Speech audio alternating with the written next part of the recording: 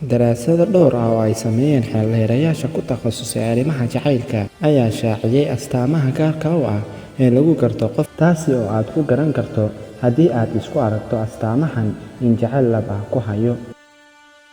Qofka sida dhabta ah wax u jecel wuxuu u ilaaliyaa sharafta lamaanaha kale ee uu jecel yahay si ka badan sida uu u ilaaliyo sharaftiisa.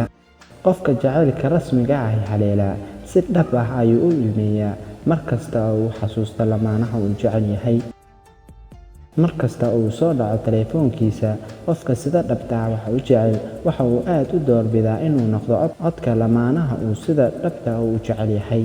Haddii uu og yahay halka uu joogo lamaanaha uu jecel yahay, masaafay doonta ha jirtee waa uu u tagayaa. Haddii lamaanaha aad jeceshahay uu la socdo qof kale, waa inuu muuqaalkeeda uu si gaar ah kaga socnaadaa bidhaanta qofka kale ee ay la socoto ama uu la socdo.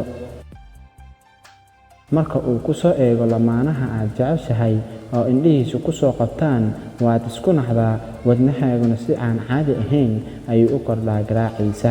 Qofka jacaylka dhabta ah haya kuma dhiirrado inuu si caadi ah ula hadlo lamaanaha uu jecel yahay. Markasta uu la hadlana waxa uu dareemaa naxdin zaa'id ah kalgacal awgeed. Qofka sida dhabta ah wax u jecel markasta qalbigiisa wuxuu ku lamaanan yahay lamaanaha kale ee sida xaqiiqda uu jecel yahay. Qofka wax jecel uma quuro lamaanaha uu jecel yahay been, khiyaano, guusha horumarka noloshiisa wuxuu u arkaa isaga oo ku guuleysta jacaylka iyo kasbashada lamaanaha uu jecel yahay.